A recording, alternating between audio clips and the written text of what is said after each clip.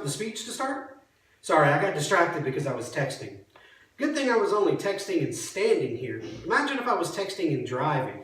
That would be really pretty dangerous, and I would have even been more distracted while out on the roadway. According to the FCC, the Federal Communications Commission, 8 people a day die on the roadways across America. Another 1,161 people are injured on the roadways in America. And they could totally be prevented because those deaths and those injuries come from distracted driving incidents. So that's something that we can prevent daily. 8 deaths and over 1,000 injuries.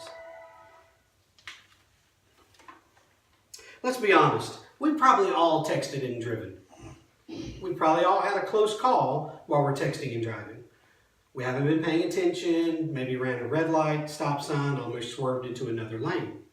We probably at least know somebody, if we haven't personally, that has had a close call or had a wreck involving distracted driving. Texting and driving affects all of us, though. If there's one distracted driver on the roadway, then that puts every other driver in danger on the roadway. So it's something that affects every one of us, each and every day while we're out on the roads. The proliferation of texting and driving, which leads to distracted driving, is a specific issue that affects Americans daily. Let's talk about some of the numbers and break the numbers down for you. In the most recent numbers collected by the National Highway Safety and Transportation Administration in 2015, 3,477 people died and another 391,000 people were injured in vehicle crashes involving distracted driving. We're talking about almost 3,500 deaths and almost 400,000 injuries a year that could be prevented just by not being distracted while you're driving.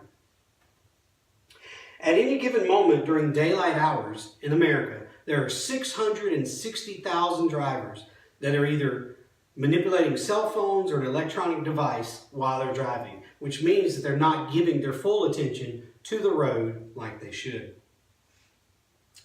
42% of teenagers admit that they have texted while driving. Numbers continue to show that handheld cell phone use is highest between the ages of 16 and 24 years old. And texting and driving is the leading cause of death among teenagers. So let that sink in for just a minute. Of everything that could possibly take a teenager's life, the leading cause of death is texting and driving. Is it worth it? I don't think so. I really don't. What actually defines distracted driving? I've been mentioning texting and driving, and that contributes to being a distracted driver. But according to the Center for Disease Control and Prevention, distracted driving is defined as anything that takes your attention away from driving or away from the roadway. Now, they've also broken that down into 3 main types of distractions. The first being visual distraction. That is anything that takes your eyes off of the roadway. So for instance, if you're driving down the road, both hands on the wheel, but you take one off and you're looking and either reading a text message or you look at your phone in order to send a text message, you're visually distracted because your eyes are not on the roadway anymore, they're looking at your phone. The second type of distraction would be a manual distraction. That means that you physically take one of your hands off of the wheel. And we all know that in order to send a text message, pretty much you have to at least take one hand off of the wheel.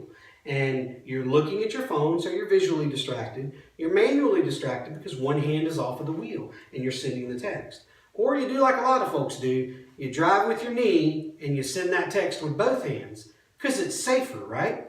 That's what you're thinking in your mind. The faster I can send this text, the faster I can get back to driving. So that's the safe way to do it. But while you're doing that, then you are visually distracted and manually distracted.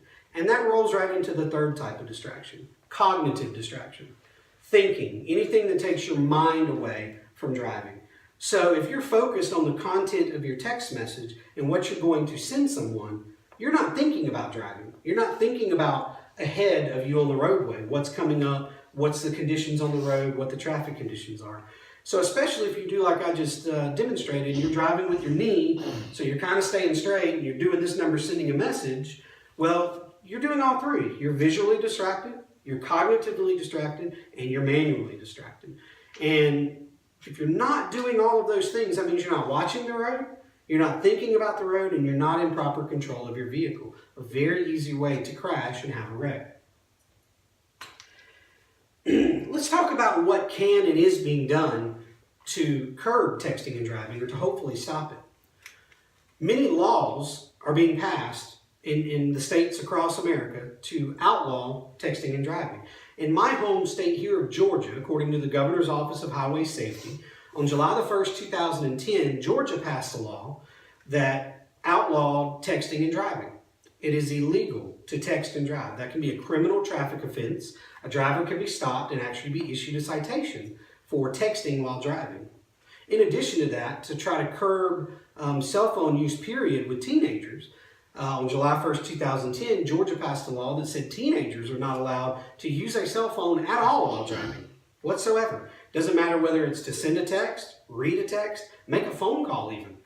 Because if you're focused on a phone call, holding that phone up to your ear, you're manually distracted, right? Because you've got one hand off the wheel. And then you're cognitively distracted because you're thinking about that phone call, focused on it. You might be looking at the road, but you're not really paying attention to the road.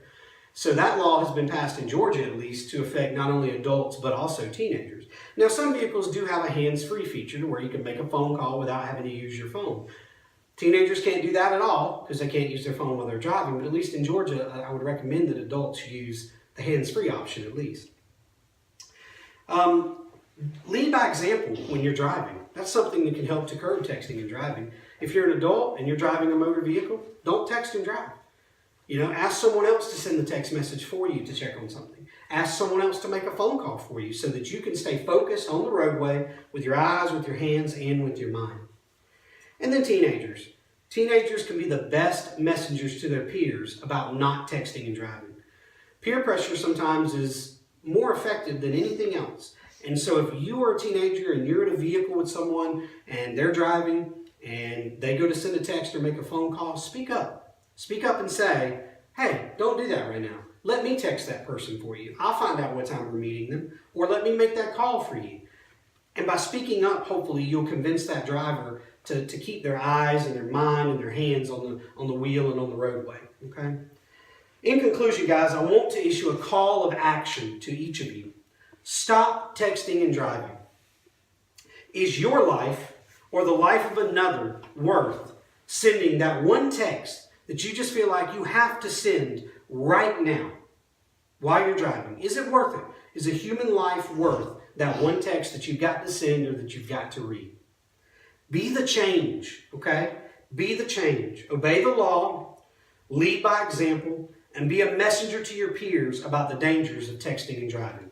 And remember, exit to text it.